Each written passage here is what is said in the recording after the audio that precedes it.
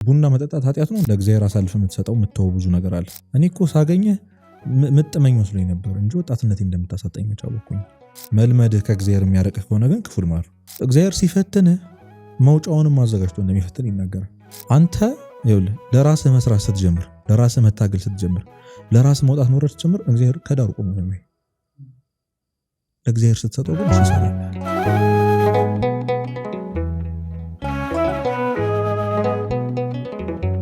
ሰላም የተወደዳችሁ የዚቅ ሚዲያ ቤተሰቦች፣ ይህ ለባለማህተቦች የምናዘጋጀው ልዩ የእንዴት መርሃ ግብራችን ነው። አዩ እንዴት ነህ? ሰላም ነው።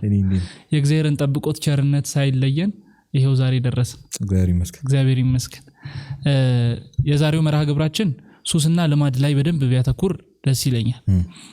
በመጀመሪያ እነዚህን እስቲ ሁለቱን ነገሮች ሱስና ልማድ ምንድነው ልዩነታቸው፣ አንድነታቸው፣ ከዛ ደግሞ ሰዎች ላይ የሚያመጡት ኢምፓክት ምንድነው?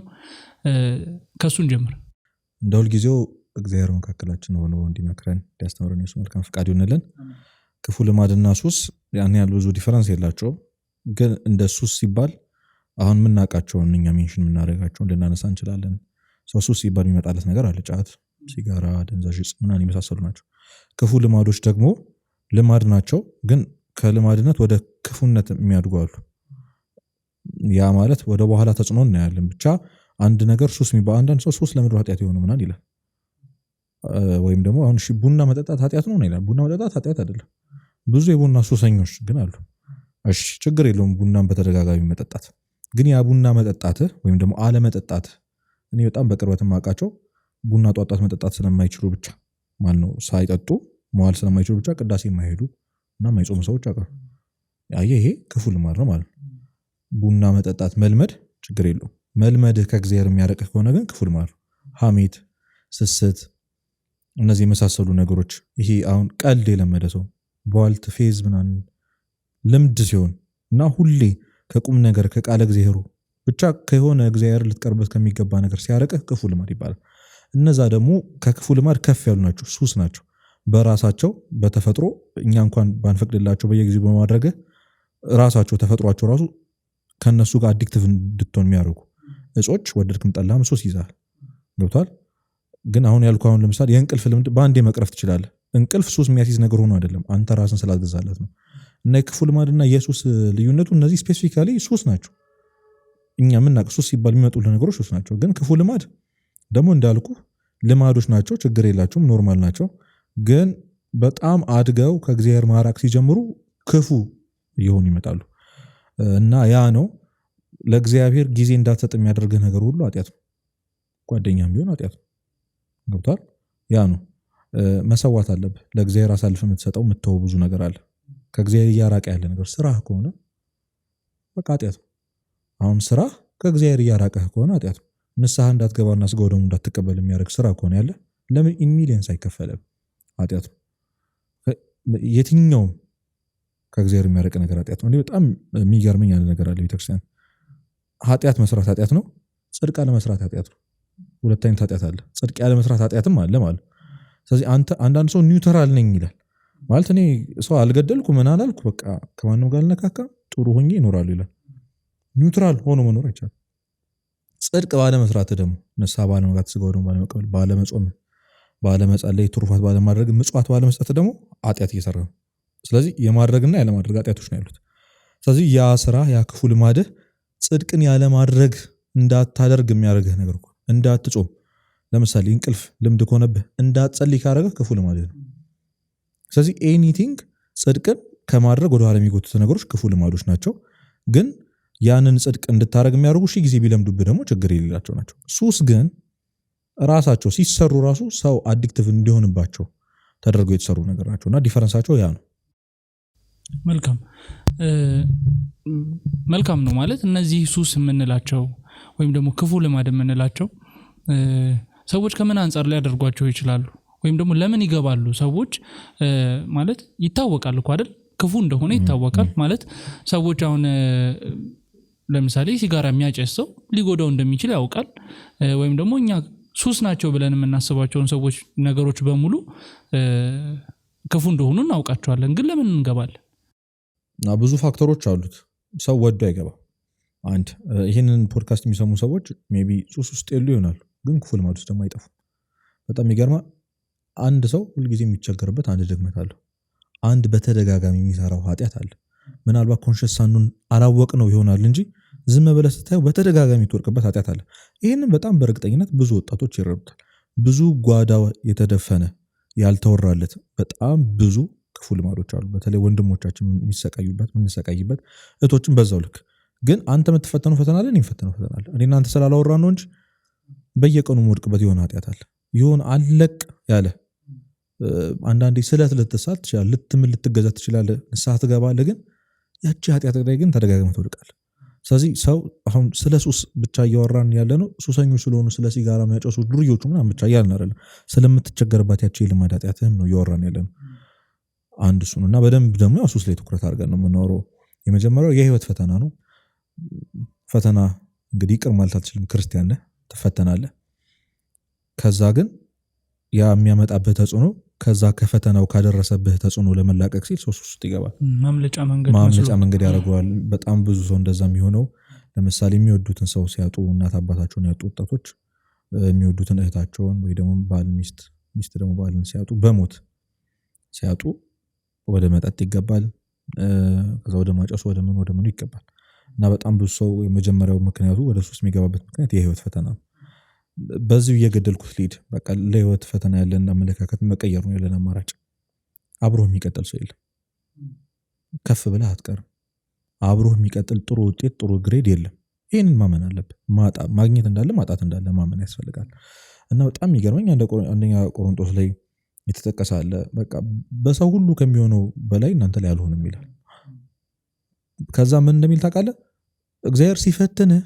መውጫውንም አዘጋጅቶ እንደሚፈትን ይናገራል እግዚአብሔር መልስ ሰጥቶ የሚፈትንህ አምላክ ነው ስለዚህ ፈተና ሲመጣ ዞረ ወደ ሱስ ወደ ምን ከመሄድ ቤተክርስቲያን መሮጥ ፈተነኝ በደለኝ ብለህ ወደምታስብ ወደ ራስ ወደ እግዚአብሔር መሄድ በጣም ብዙ ከእግዚአብሔር ጋር የሚጣላው የሚወደውን ሰው ሲያጣ ነው ለምን ይመስላል ከእግዚአብሔር በላይ ያንን ሰው ስለሚወደው አይ ከእግዚአብሔር በላይ የምንወዳቸው በጣም ብዙ ነገሮች አሉ ያንን ማጣታችን ነው ድጋሚ ከእግዚአብሔር የሚያርቅ ስለዚህ አሁን እኔ የሆነ ጊዜም ብየዋለሁ በቃ መዘጋጀት አለብን እንደምታስበው አይቀጥልም ወደድክም ጠላህም አሁን ያሉ እናትና አባቶች አይቀጥሉም አንተ አትቀጥልም አሁን አለኝ የምትለው ወንድምህም እህትህም ፍቅረኛ ሚስትህም ባልሽ ማንም አይቀጥልም የሆነ ቀን ታጣቸዋለህ ያኔ ግን ያ ቀን ሲመጣ ለእግዚአብሔር ያለ አመለካከት ምን እንደሚሆን ካሁኑ መዘጋጀት ያለብህ አሁን እግዚአብሔርን መውደድ ከነሱ በላይ ቢዝነስህን የሆነ ቀን ታጠዋል ፍርስርስ ይላል መኪና የሆነ ቀን ተጋጭቶ ለዘላለም እግረኛ ልትሆን ትችላለህ ቤትህ ሊነድ ይችላል ብዙ ዓመት የለፋበት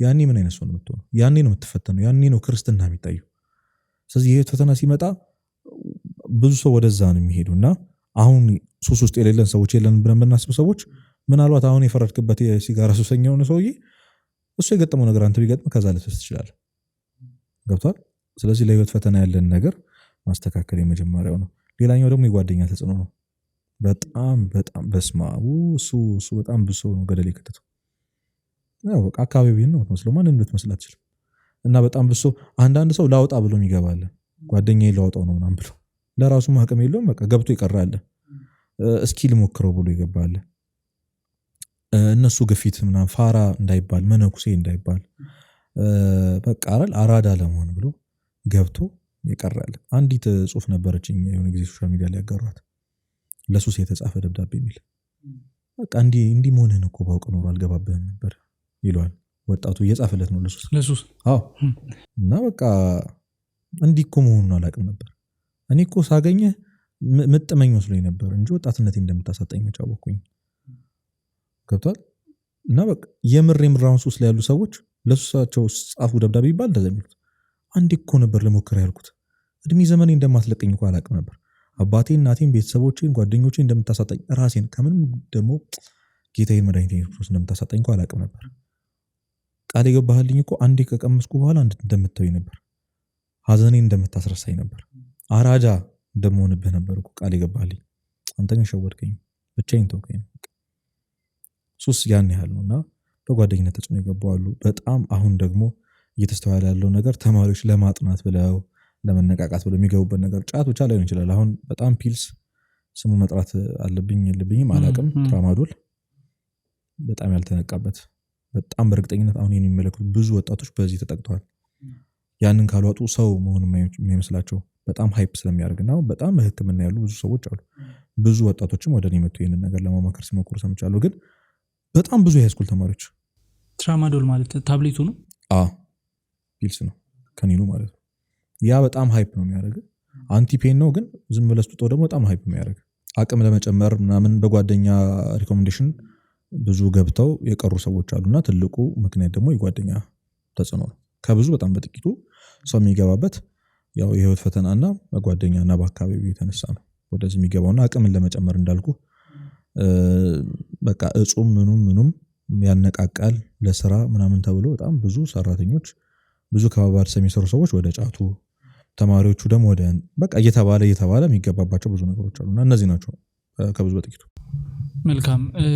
አሁን እንደተረዳሁት ምንድነው አሁን ሱሰኞች ብለን የፈረጅናቸው የሆኑ አካላት አሉ። ነገር ግን በደንብ አሁን ሳይን ማድረግ የፈለከው ነገር ምንድነው ከነዛ ውጪ እኛ ልንታዋቸው ያልቻልናቸው እንደሱ ሲሆኑብን ክፉ ልማዶች በራሳቸው እኛው ጋር አሉ። ስለዚህ እነሱን ነገሮች መተው አለብን። እንዴት ነው መርሃ ግብራችን? ይሄንን ሳንጠቅስ ሳንናገር ማለፉ ልክ አይሆንም። ስለዚህ እንዴት ከነዚህ አይነት ክፉ ልማድና ሱሶች እንውጣ? በጣም በቃ ወሳኝ ጥያቄው ይሄ ነው። ሰው መውጣት እንዳለበት ይናገራል፣ ግን እንዴት እንደሆነ ለማንም ፕሮሰሱን ስቴፕ ባይ ስቴፕ ነው ያውቀው። እኔ በጣም በአጽንኦት መናገር የምፈልገው እያወራልን ነው ስለ ሱሰኞችና ስለ ሱስ ብቻ አይደለም። አንተ እየተቸገርክበት ስላለው ኃጢአት ስም መጥቀስ ምናምን አያስፈልገንም። በቃ ጓዳችን በጨለማ የምንሰራቸው በጣም ብዙ ነገሮች አሉ። ዛሬ ወጣቱ በቃ ብቻ የሆነ የተቸገርክበት ነገር አለ። ያ ነው የልማድ ኃጢአት። በቃ አንቆ የሚጥልህ የመጨረሻው ኃጢአት። ሰው አባቶች ሲዘረዝሩት ይሄ ምኞት ጸንሳ ኃጢአትን ትወልዳለች፣ ኃጢአት ከዛ ሞትን ትወልዳለች የሚለው ያ ፕሮሰሱ 3 ነው። መጀመሪያ በህሊና ትሰራዋል፣ ኃጢአቱን በቃ ታስበዋል። ከዛ ሁለተኛው ደግሞ አንዴ ተተገብሯል። እሱ ነው ፒክ ደረጃ ሊደርስ ይባል። ካለፍክ ግን ልማድ ይሆናል። የልማድ ኃጢአት ለመተው በጣም ከባድ፣ በጣም ክፉ ኃጢአት የልማድ ኃጢአት። አንዴ ተሰብረህ ተጸጽተህ ልትመለስ ትችላለህ። ደጋግሞ ከጣመህ በኋላ ግን ልብ ድንድን ነው የሚልብ የሆነ ሳሊ ኖርማል ይሆናል። ምን ችግር አለው ይሆናል አይደል? አንድ ወግዝ ምን ችግር አለው ይሄ? የሆነ ሳሊ ልክ እንደሆንክ እንዲሰማ ያደርጋል ሰይጣን። ማንም ያደርግ የለው ምናምን። በጣም የሚገርም ምን እንደሆነ ታውቃለህ? ሰይጣን እንደሚያሳስብ ዝም ብሎ የሆነ ሰው ስታይ ልክ እንዳንተ ይሄም እኮ ይሄኔ በዚህ ፈተን ይሆናል ምናምን እንድትል ያደርጋል። ኮንፊርሜሽን ማለት ነው። ማን ነው ስም ይሄን የሚፈርድብኝ ይሄን እኮ ቢያውቁት ምናምን የሚል ሰው። ባለፈው የገለጽናት ታሪክ ተዛለች። ሂሳብ ትምህርት የክፍሉ ተማሪ በሙሉ 2 ካመጣ እንደዚህ አይነት ስሜት ውስጥ ይከተናል። ተመሳሳይ ስሜት ምናምን ልክ እንደዛ። እና ዘፈንም የልማድ ኃጢአት ነው ከወደድከው። ወሬ ማብዛትም የልማድ ኃጢአት ብቻ አለ። እኔ አሁን የሁሉም ሰው ስለሚለያይ እንዲህ ማለት ስለማንችል ነው እንጂ በቃ አንተ የምትሰቃይበት በተደጋጋሚ ይወድቅበት የምትሰቃይበትን ኃጢአት ሱስ ብዬ ስጠራ ነው። አሁን በዚህ መራግብር የልማድ ኃጢአት ብዬ ስጠራ እሷን እየተኩ መስማት ነው በቃ ያለብን። እንዴት መውጣት አለብን? የመጀመሪያው ኃጢአቱ ቀላል እንዳልሆነ ማመን አለብን። ይሄ ማቅለል አለ አይደል? እኔ እኮ ልውጣ ብል ምናምን የሚል ሰው የለም። ልውጣ ብል እኮ እወጣለሁ ዝም ብዬ እንደው ቺል ላድርግ ብዬ ነው ምናምን የሚል ሰው አለ። አትወጣም። ልውጣ ብል እወጣለሁ ብትችል ትወጣ ነበር። ምን ያህል ጊዜ እንዳለቀስክ የሚያውቀው እግዚአብሔር እናንተ ብቻ ነው። ከዛ ለመውጣት እንደታገልክና ሰው ፊት ላለማፈር በዛ ይሄ አለ አይደል ኢጓችን በቃ ችግር የለውም በቃ ምናምን ብሎ ይሁን ኢጓችን ላለመሰሩ ብሎ ኃጢአቱ ቀላል ነው የሚል ሰው አለ። እና ኃጢአቱ ቀላል ነው የምትለውን ቃላውና ራሱ ማስወገድ በቃ ከብዷል። የባለፈው መርሃ ግብራችን ላይ ያወራነው አለ አይደል ይሄ እግዚአብሔር ከደካሞች ጎን ነው። ልክ ዲያብሎስ ብርቶቹ ለኔ ተወላቸው እንዳለ እግዚአብሔር እንደሚያስፈልጋቸው ማያውቁ ሰዎች ለዲያብሎስ ቀላል ናቸው። ደካሞች ግን አልችልም በቃ ከዚህ ውስጥ መውጣት አቅቶኛል ስትል እግዚአብሔር ይረዳል። ገብቷል? ትጠጋለህ ወደሱ ትከብዷለህ ዲያብሎስ። እና ኃጢአቱ ቀላል ነው ማለትን ማስወገድ። ሁለተኛው ቅድም እንዳልኩ በቃ ደካማነትን ማመን። በቃ እናንተ ሸክማችሁ የከበዳችሁ ብሏል። የከበዳችሁ ሲባል አሁን ሸክማችሁ የከበዳችሁ አቤት የሚለው እንደ ደከመው ያመነ ሰው። ስለዚህ ክርስቶስ ምን ይላል? እና ወደ እኔ ያሳርፋሉ ይላል። እኔ ያሳርፋለሁ። አየህ ድካምህን ስታመን ነው ወደ እግዚአብሔር የምትመጣው። በቃ ደካማ ነኝ አልቻልኩም፣ በጣም ሞክረናል አቅቶናል አይደለ? ስለዚህ እግዚአብሔር አጋዥ የሚፈልግ አምላክ አይደለም። አይፈልግም አጋዥ። አንተ ይኸውልህ ለራስህ መስራት ስትጀምር፣ ለራስህ መታገል ስትጀምር፣ ለራስህ መውጣት መውረድ ስትጀምር እግዚአብሔር ከዳር ቆሞ ነው የሚያይ። ለእግዚአብሔር ስትሰጠው ግን እሱ ይሰራልሃል። በቃ መተው ማለት ነው፣ ለእግዚአብሔር አሳልፎ መስጠት። ኃጢአትህን ወስደህ እግዚአብሔር ፊት ቁጭ ማድረግ፣ ማመን። 12 ዓመት ሙሉ ደም ሲፈሳት እንደነበረችው ሴት ማመን። በቃ ልትድን ትወዳለህ? አዎ። ገብቶሃል? ምን ላድርግልሽ? አይኔን አብራልኝ። ብዙ መጽሐፍ ቅዱስ ሊዳኑ ሰዎች ማመን፣ ወደ ክርስቶስ መሄድ፣ እንደ መቶ አለቃው ማመን። በቃ ትልቅ ባለስልጣን ነው፣ ይምጡ ይዛችሁ ሊኑ ማለት ይችል ነበር። ክርስቶስን ሄደ ወደሱ፣ አመነ ታናሽነቱን። ጌታ ሆይ አለ። በዚህ ደካማነትህን ማመን መጀመር። በቃ አቅቷል፣ ደክመዋል። ሰርች አድርገህም አይተሃል፣ ፕላን አድርገሃል፣ ብዙ ነገር ጀምረናል፣ ስፖርት ጀምረናል ወይ ብዙ ነገር አቅቷል አይደል? በቃ ለእግዚአብሔር ስጥ። አንተ ደግሞ እስኪ ተራው ደግሞ ያንተ ነው ብሎ ለእግዚአብሔር መስጠት ያስፈልጋል። ሌላው በጣም ማስተላለፍ ፈልገው ነገር አረፈድም። በቃ ከየትም ለመውጣት አረፈድም። እንኳን ለአንተ ለቀኝ ወንበዴም አረፈድም። እድሜ ዘመኑን ሙሉ ሲገል አንተ አስበዋል። ቤት ሲያቃጥል አንድ ቀን እግዚአብሔር ማን እንደሆነ ያውቃል። በአንድ አረፍተ ነገር ነው መንግስተ ሰማያትን ከብዙ ቅዱሳን ከብሉይ ኪዳን ቅዱሳን ቀድሞ የገባው። አቤቱ ጌታዬ በቃ በመንግስት መቀጣ ጊዜ አስብ። እሱን የማር አምላክ አንተን እንግዲህ አስቡ። 38 ዓመት ሙሉ አልጋ የተጠበቀውን አልጋውን እንዲሸከም ካደረገው በአንድ ቃል አንተ እንዴት ትከብደዋል? የአንተ ሱስ የአንተ ልማድ እንዴት ይከብደዋል? እና አረፈደም። በቃ እኔ በቃ ለይቶልኝ። አለየልህም ወንድሜ፣ በቃ አለየልሽም። ማንም አለየለትም። ሰው በ11ኛው ሰዓት ይድናል። እና በቃ እንዳረፈደ እና ብቻችሁን አይደላችሁም። አንተ ብቻ አይደለህም በልማድ ኃጢአት የምትፈተነው። እኔ ይኸው ሄኖክ የምታያቸው የምታከብራቸው በጣም ብዙ ቅዱሳንም በጣም ተፈትነዋል። ሁሉም ተፈትኗል። አንተ ብቻ አይደለህም። በቃ አንዳንድ ሰው ብቻውን እንደሚፈተን ብቻውን እንደሚደክም፣ አንዳንድ ሰይጣን ቀደም እንዳልኩህ እሱም እኮ ይፈተና ብሎ እንደሚያሳስብ ሌላ ምን እንደሚያደርግ ታውቃለህ? ሁሉም ጻድቃን አንተ ብቻ ኃጥእ እንድትሆን ይሰማል። እናንተማ በቃ ምናን ይላል? አዎ እናንተ ምን እኔ እኮ ወድጄ አይደለም የሚይዘኝ የሚያስረኝ ወደ ኋላ የሚጎተኝ እኮ ብዙ ነገር አለ ብሎ አዝኖ በቃ እግዚአብሔር የእንጀራ ልጅ የለውም የሚል ጓደኛ አለኝ። አንድ እግዚአብሔር የእንጀራ ልጅ የለውም። ልጁን አንተ ሺህ ጊዜ ብጠፋ አንተም ልጁ ነህ። እና በቃ አረፈድም። ከምንም ሱስ ለመውጣት ከምንም የልማድ ኃጢአት ከገባህበት ከየትኛውም አዘቅት ውስጥ እግዚአብሔር እጁን በቃ ሰዶ ሊያወጣ ዝግጁ ነውና እንዳረፈደ ስታምን ልብህ እየተዘጋጀ ይመጣል ከዛ ነገር ለመውጣት። አረፈደም። አሁን ሌላውና በጣም እኔ ወሳኙ ፖይንት ፍቅረ እግዚአብሔር ነው። አዎ ለምን ይመስልሃል በእነዛ ክፉ ልማዶችና ኃጢአቶች የተያዝነው? እግዚአብሔርን ስለማንወደው። ገብቷል? በዘፈን ላስረዳው ይህንን ነገር። ዘፈን ነው እንበል።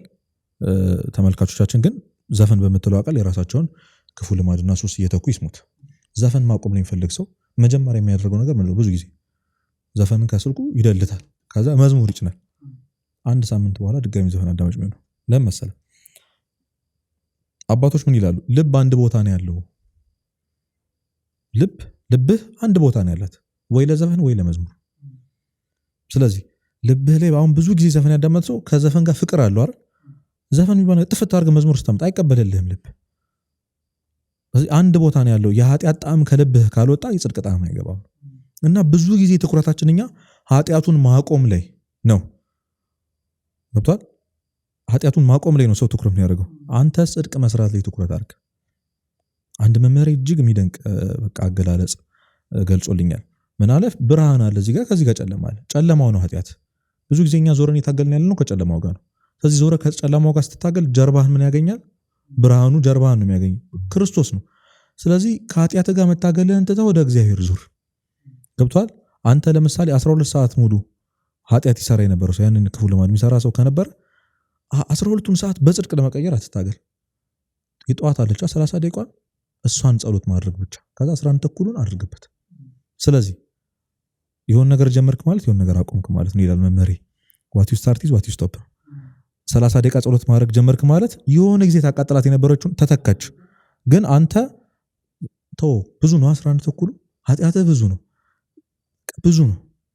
አንድ እህቴ ደግሞ ምን ብላኛለች? በጣም በቃ የሚደንቀኝ ነገር ማታ ያንን በጣም የምጠላውን ኃጢአት የሚዘገንን ራስህ እንድጠላ የሚያደርገውን ኃጢአት ሰርተህ ጠዋት ቆመህ መጸለይ አቅም ካለ አንተ ምንም ታሸንፋለህ።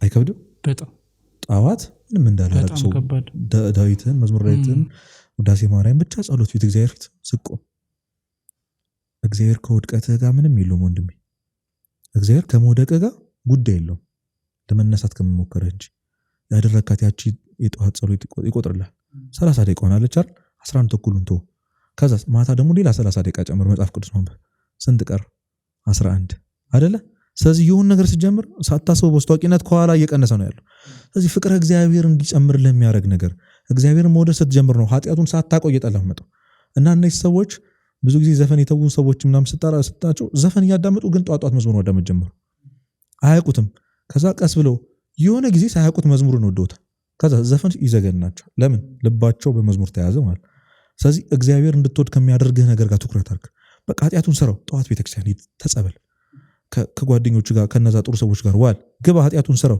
ጠዋት ሂድ የሆነ ጊዜ ለእግዚአብሔር ያለ ፍቅር እየጨመረ ሲመጣ ለዚህ ለኃጢያቱ ያለ ፍቅር እየቀነሰ ይመጣ ግን አንተ ለኃጢያቱ ያለህን ፍቅር መቀነስ ላይ ትኩረትን ማድረግ ተው የእግዚአብሔርን ፍቅር መጨመር ላይ ኮምፕሊኬትድ ላርገው አላርገው በጣም ግልጽና ቀላል በጣም ትክክለኛው የልማድ ኃጢያትን ለማቆም ትክክለኛው መፍትሄ እግዚአብሔርን መውደድ ብቻ ነው ከዛ ከሱ ፍቅር ውጪ ምንም ሊያድነን የሚችለው ነገር የለም ነፍስ የተፈጠረችው እግዚአብሔርን ለመውደድ ነፍስ የወደደችውን አገኘች ትላለች ስታገኘው እኛ እኮ ልክ ይሄ የክርስቶስ መስቀል አይሁዶች 300 ዓመት ቆሻሻ አይደለ ያ ነው በቃ አሁን ነፍስ ላይ የተደረበባት ያ ነው በቃ መስቀሉን መፈለግ ላይ ብቻ ተያያዘ አንተ ተው ቆሻሻው ተው ኃጢያትን በቃ ግን ዝም ብለህ ንስሐ ግባ ዝም ብለህ ቁረብ ከዛ ውደቅ አሁንም ቁረብ የሆነ ቀን ድል ታደርጋለህ የሆነ ቀን ተነስተህ ትቀራለህ እና የፍቅር እግዚአብሔርን ሊጨምርልን ከሚችሉ ነገሮች በቃ ሁሉ ጊዜ መሳተፍ ያስፈልጋል በቃ የመጨረሻው ሌላ ምን የምለው ነገር ንስሐና ስጋው ደግሞ ብዙ ጊዜ ብለናል በየኤፒሶዱ የምናነሳው እንደው ፍቃድ ከሆነ አንድ ኤፒሶድ በዚህ ሐሳብ ላይ ብንሰራ ደስ ይለኛል ማለት ንስሐ መግባት ንስሐ ምንድነው ሚስጥሩስ እንዴት ነው ስጋው ደሙን መቀበል ማን ተገብቶት ነው አልተገባውም እነዚህ ነገሮች በደንብ እንደው ለተመልካቾቻችንም ለማሳወቅ ያክል ባለችን አቅም እንዘጋጅና ጌታ ለደና ይፈቅድ ከኖርን ቢረዳ እሱን እናደርጋለን ሱስና ክፉ ልማድ የሚል መርሃ ግብር የነበረን ዛሬ እና እንዴት መውጣት እንዳለብን በነገራችን ላይ በጣም ደስ ያለኝ ነገር ምንድነው ምን ተማርክ ካልከኝ ክፉ ነገሮቻችንን ለመተው ከመጣር ይልቅ እግዚአብሔር ጋር የሚያደርሱንን የእግዚአብሔርን ፍቅር የሚጨምሩልን ነገሮች ባበዛናቸው ቁጥር እነዚህ ነገሮች እየቀነሱ ይመጣሉ የሚለውን ሐሳብ በደንብ ይዣለሁ ተመልካቾቻችንም ይዙትን ሐሳብ ይነግሩናል ከዛ ውጪ በመጨረሻ ማለት የምትፈልገው ነገር ካለ እሱም ብለን ወደ መጽሐፍ እንሄዳለን ይመስለኛል አሁን ሁሉም ማለት ይቻላል የሁላችንም ጥያቄ በቃ ይሄ ኃጢያት ነው ምንም ያዘን አይመስለኝም እኔ ከዚህ ውጪ በጣም ብዙ ያዘው የልማድ ኃጢያት ነው እንዲያርጉ ምናምን አይደለም ፖይንቱ ተስፋ አትቁረጡ የሆነ ቀን እግዚአብሔር ከዚህ ኃጢያት አንተ ነፃ የሚያወጣበት ቀን ይመጣል አንተ ግን ትጋትህን አሳየው መውጣት እንደምትፈልግ እሱን መውደድ እንደምትፈልግ ቀደም እንዳልከው ድካምህን ማመን ጌታ ሆይ እኔ እኮ አንተን ይፈልኩ መኪና ብር ወይ እንደሌሎች ሰዎች እኮ ቤት ምናምን አይደለም ያልኩ አንተን ልውደድን ያልኩ እግዚአብሔር እኮ ሩህሩህ ነው ቸር ነው ለሚፈልጉት ይገኛል ለሚጠይቁት ይመልሳል ለሚያንኳኩ ይከፍታል እኮ ጌታ እና እሱን ለሚፈልጉ ሰዎች እንዴት የማይታመን ይመስላል በቃ ያሻል አዎ በጣም ተስፋ ያስቆርጣል ሁሉ ጊዜ ራስን በዛ ኃጢያት በተደጋጋሚ ማግኘት በጣም ከባድ ነው ንስሐ ትገባለህ ምናልባት በቀኑና መሃል ልትወርቅ ትችላለህ ስጋው ደግሞ ተቀብይ ከዛ በወድቀስ ትላለህ ሐዋርያት እኮ ከቆረቡ በኋላ እኮ ነው የካዱት ሁሉም ተውት ይሸሹት ባቆረባቸው ለሊት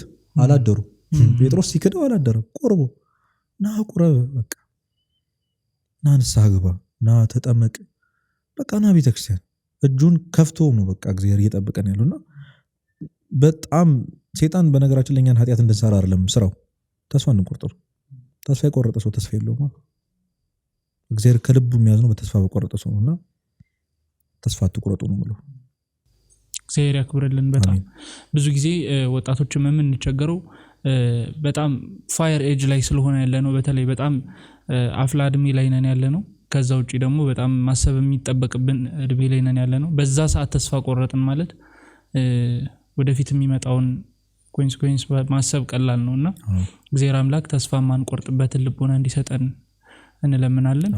መጽሐፍ መንፈሳዊ ሰው የሚል መጽሐፍ አላቸው አቡነ ሽኖዳ ሳልሳይ። ብዙ ጊዜ ስለ ህይወት ስለሆነ የምናወራው እሳቸው መጽሐፍ ነው ሪኮመንድ ማድረገው። አያሌው ዘኢየሱስ እውነት እግዚአብሔር ይስጠው ብዙ መጽሐፍ ተርጉሞልናል።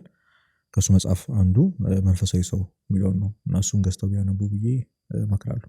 መልካም እግዚአብሔር ያክብርልን። እዩ ሁልጊዜ መተህ ስለምታስተምረን ስለምትነግረን እግዚአብሔር ጸጋውን ጨማምሮ ይስጥልን። አሜን አሜን። እግዚአብሔር ያክብርልን። እናመሰግናለን። ይህ ዚቅ ሚዲያ ነው ለባለማህተቦች የምናዘጋጀው ልዩ መርሃ ግብር እንዴት ይሰኛል። ዛሬ ልማድና ሱስ ላይ በደንብ አውርተናል። በዚህ ላይ ጥሩ ትምህርት እንዳገኛችሁ ተስፋ እናደርጋለን። ዚቅ ሚዲያ ለባለማህተቦች